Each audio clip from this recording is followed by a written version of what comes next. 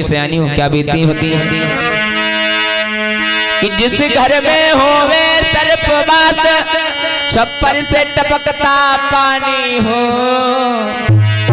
कर्जे से भार लदा सर पे घर में एक सुता सयानी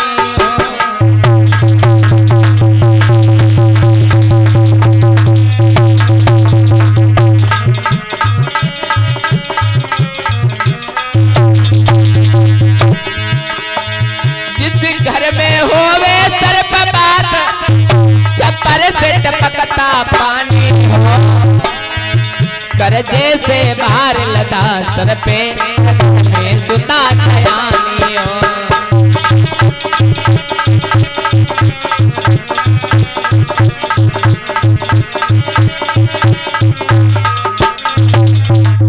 जिस घर में महाराज छप्पर से पानी टपक रहा और घर में रहने की व्यवस्था ना हो, उससे पूछा जाए क्या बीतेगी वही जानेगा। और जिसके घर में जिस पिता के ऊपर या जिस मेन घर का जो मालिक है उसके ऊपर कर्जा हो, बोले उसे नींद आएगी? कभी नहीं आएगी।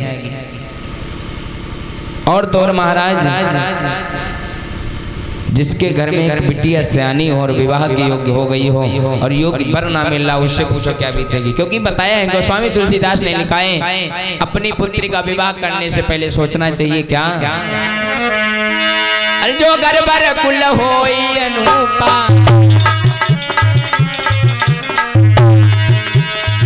अरे जो घर वर कुल होई अनूपा, अरे करिए विवाह सुतायन रूपा।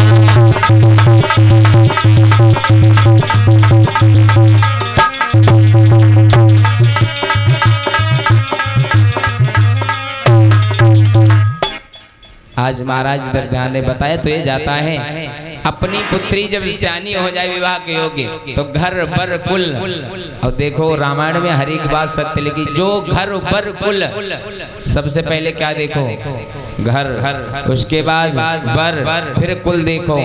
लेकिन आजकल क्या देखते हैं, पहले देखते हैं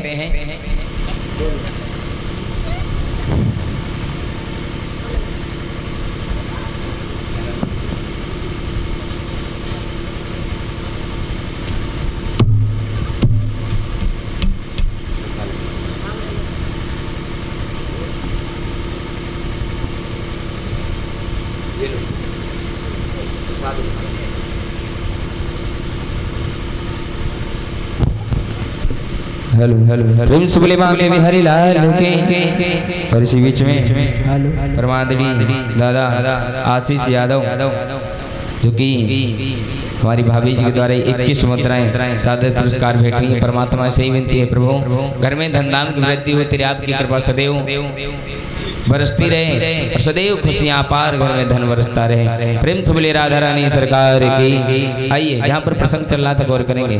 महाराज इधर बताइए तो ये जाता है जो घर पर कुल हो अनूपा, घर अच्छा हो और उसके बाद बर देखो दूल्हा कैसा होगा, कुल उसके बाद में देखो, तीन चीजें देख लो तब विवाह करो।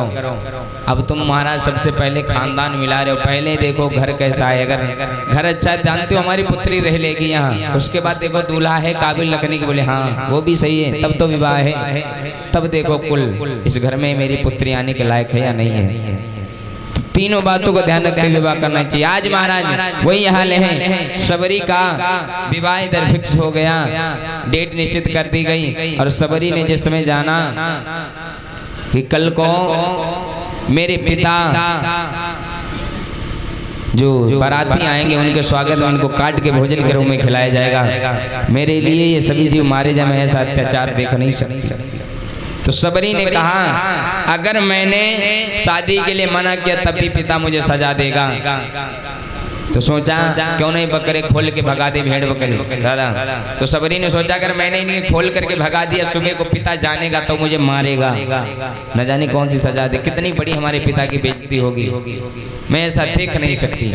तो सबरी ने विचार किया आज रात को इन सबको खोल के जंगल की ओर भगा देंगे, हम भी इन्हीं के साथ जंगल की ओर निकल जाएंगे। तो सबरी ने इधर महाराज क्या किया,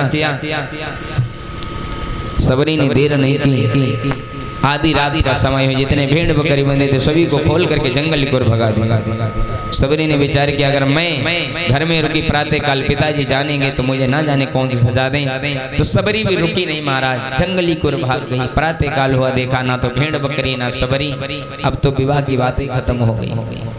सबरी जाकर के जंगल में रहने लगी महाराज।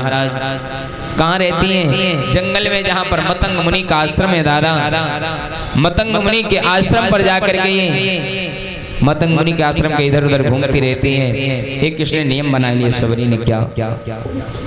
सबरी का बड़ा प्यारा नियम है। सबरी प्रातः काल 4 बजे उठ करके मतंग मुनि के आश्रम की सफाई करती है। सफाई करने के बाद में पूजा के लिए फूल इत्यादि ला करके रखती है।